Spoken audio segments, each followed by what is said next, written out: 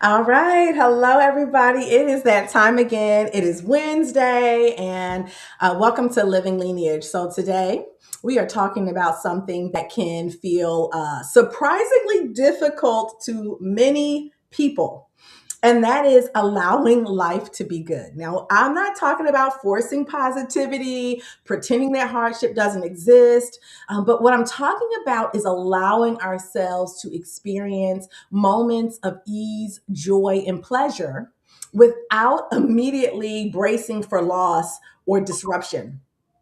And thinking ancestrally, in many of our ancestral lineages, survival required vigilance, right? It required alertness. It Yeah. required preparing for what could go wrong. And so there is like this ancestral thread through all of this. But even when our external conditions change, those patterns of survival can continue to live inside of our nervous system. And so that's what we're going to really be unpacking today.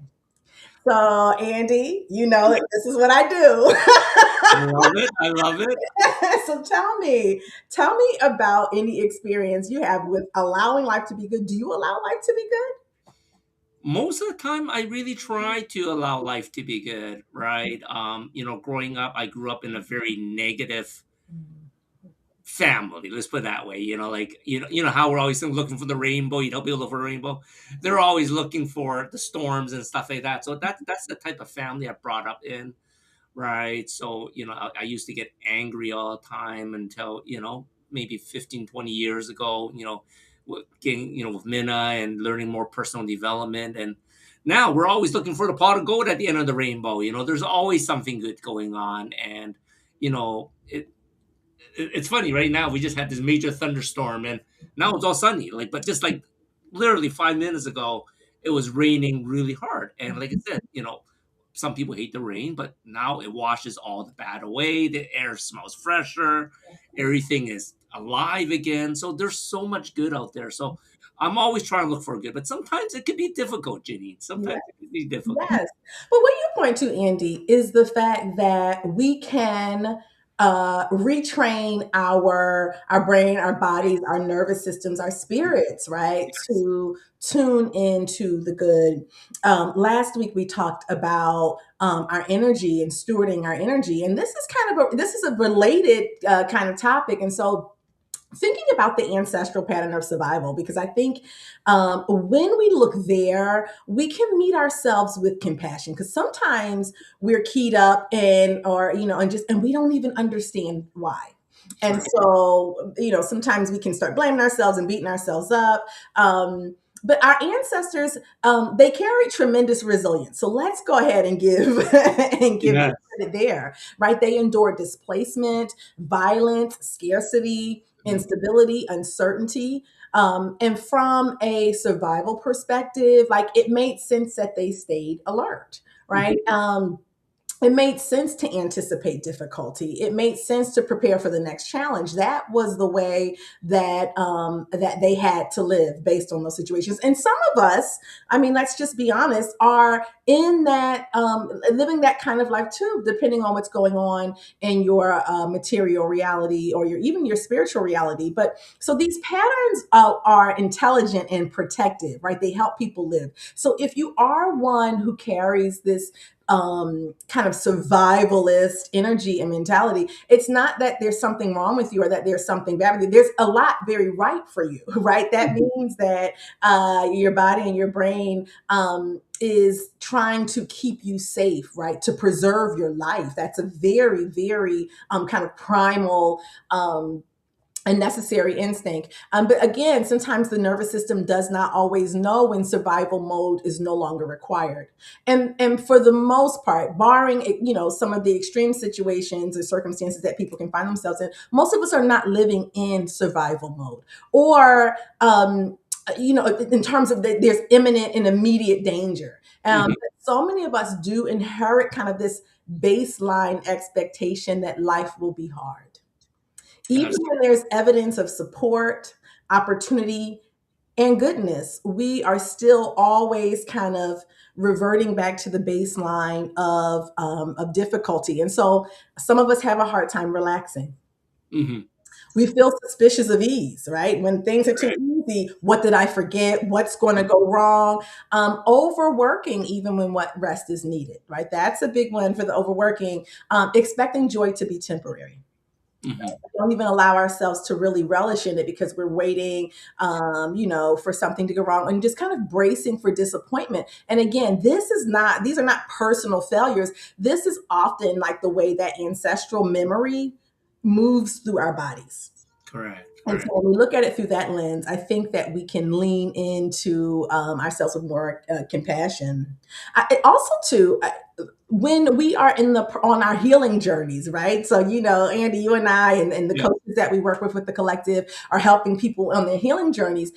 And sometimes we get so locked into, oh, I'm healing, I have all these things to heal, that we don't take time to balance it out with goodness. And as I'll talk about in a little bit, Hmm. realizing that joy and pleasure are healing modalities, right? Oh, How for sure. we can use Yes. those healing modalities. Yeah. So Andy, can you tell me a little bit about have you experienced kind of this ancestral survival showing up in your body? Whether it's the relaxing, suspicious of ease, or anything like that.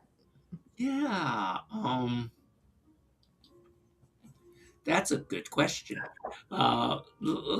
I think a lot of times when it comes down to it, because it's like since I met you, I've been trying to channel into my ancestral energy, more so trying to connect with my dad, right? And now that my dad has passed, I'm always thinking back, wow, growing up, we get this vision of how, you know, one parent may jade us over how we see my dad. But like now he's passed away and occasionally now, I actually talk to my dad, hey dad, what's going on in this situation, or if I'm feeling down and what's going on in that. That's not something I used to do. It's sort of nice to be, you almost get an answer, but I don't know how to explain it. It's almost like I sort of get an answer, like I don't know if he's actually talking to me or what. Maybe that's something that I need to work with you a little bit more to tap into that. But you definitely feel a lot better. Just asking a question, and subliminally you get an answer, and maybe you're answering it yourself. I don't know, Yeah. right? But you do get an answer, and sometimes that is enough for you to pass a sad moment, or when you're saying, oh, there's this moment, should I do this or should I do that?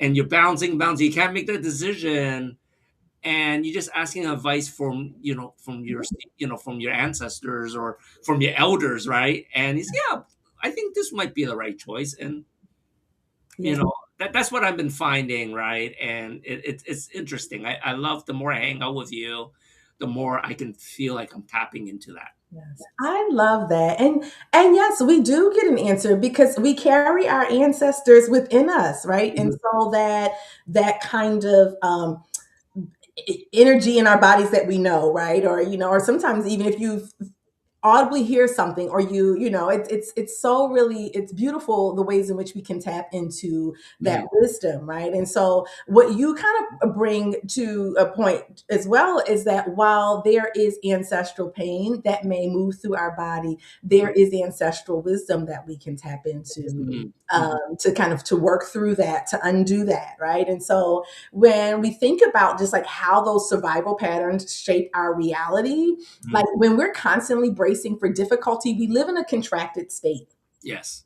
Our perception narrows, our nervous system stays activated, our ability to receive support decreases. And so when we think about why am I always, if we're constantly faced with challenges and we're not receiving the love and the positive energy that we say we desire, then we need to think about, are we living in a contracted state, or are we keeping ourselves open? Mhm. And we may even unconsciously recreate struggle because it feels familiar. Again, going back to Mhm. our power, the power that we have, the power of our mind, our spirit, our energy. And so allowing good requires something radical, it requires safety. Correct. Okay. And safety not only externally, but internally, a felt sense that we can soften without losing ourselves, right? And so when you talk about when I'm feeling like I can't make a decision, Mhm. and I take a moment and I talk to my dad, or I tap into that ancestral wisdom, it creates a sense of safety internally. I will always have answers, right? I'm Mhm. never struggling by myself. Correct. You know, there is a love beyond, even if it's no longer, physically in this realm. And so, when we think about like healing survival patterns, it's not about judgment, it's about compassion and awareness, and kind of creating safety for ourselves. And Correct. that, the example you gave is such a beautiful example of ancestral connection as safety. So, one of the most powerful ways, though, to shift survival patterns is through joy and pleasure. Okay. Joy, I know joy we're fine with, but when we bring up the word pleasure, but I guess it's so much language in our society around pleasure, guilty pleasure, right? We talk Mhm. about that, or indulging in pleasure as if it's something bad. But in many ancestral cultures, like, joy was not considered indulgent; it was considered necessary. Mhm.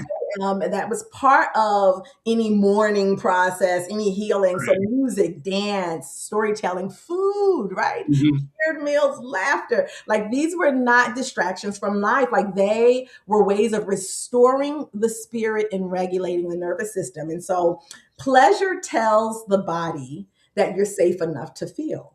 And so, Mhm. think about things that are pleasurable, right? That it translates to the body that I'm safe. Because when we are not safe, we can't really experience pleasure, right? Mm. Yeah. We are fighting for our lives. And so joy tells the nervous system is that you're not only here to endure, right? You're here to Mhm. experience. And so when we allow ourselves genuine moments of enjoyment, so things like walking in the sun, sitting Yeah. in the sun, savoring food, resting without guilt, connecting with others, we begin to teach our body a new reality that life can include goodness.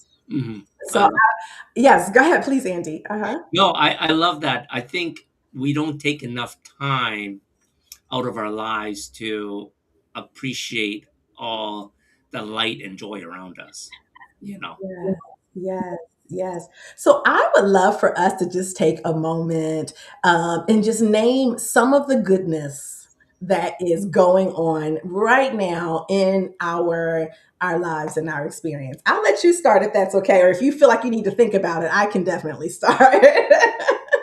Well, as we were talking earlier, we got a new kitten that we got that's bringing a lot of joy into the household where we had sorrow for like over 10 months.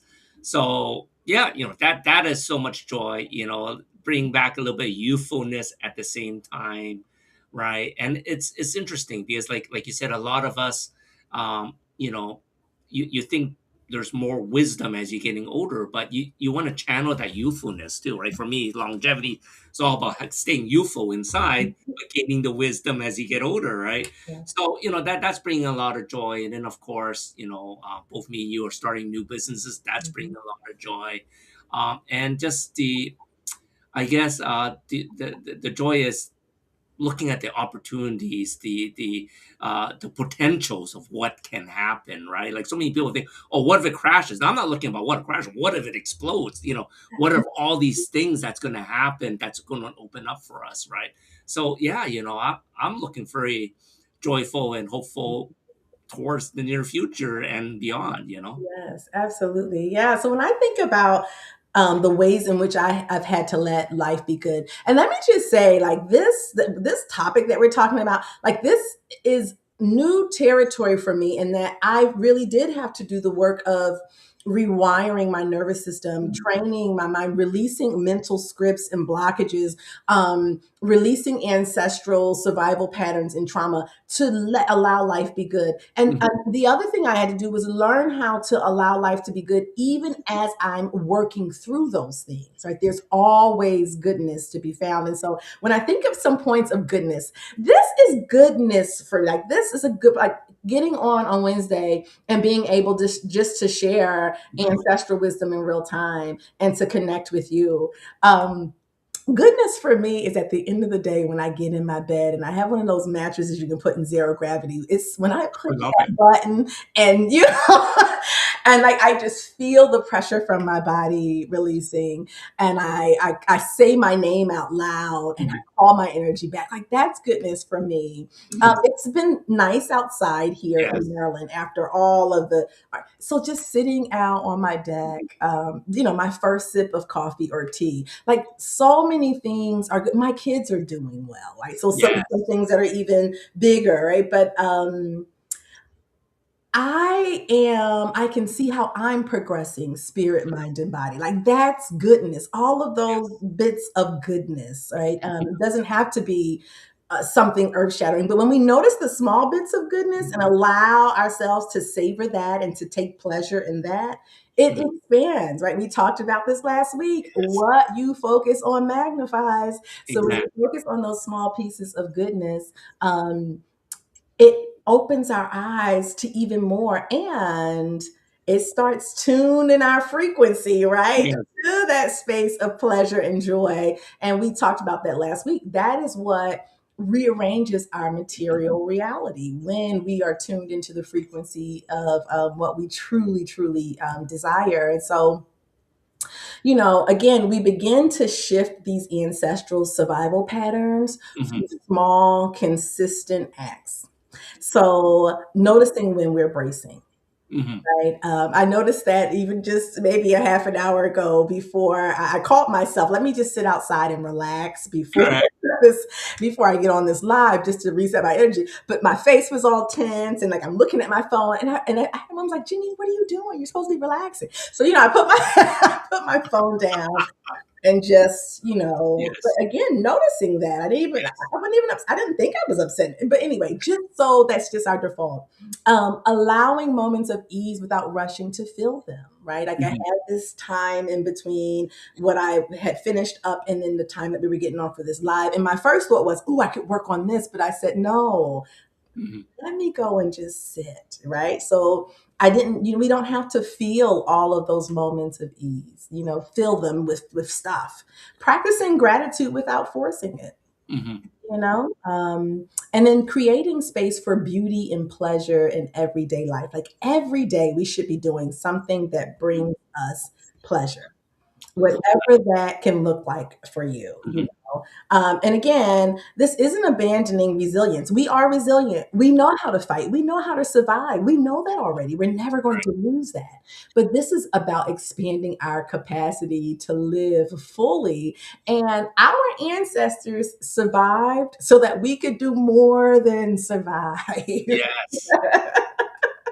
We should be doing more than surviving. Yes. Yeah. Yeah. And so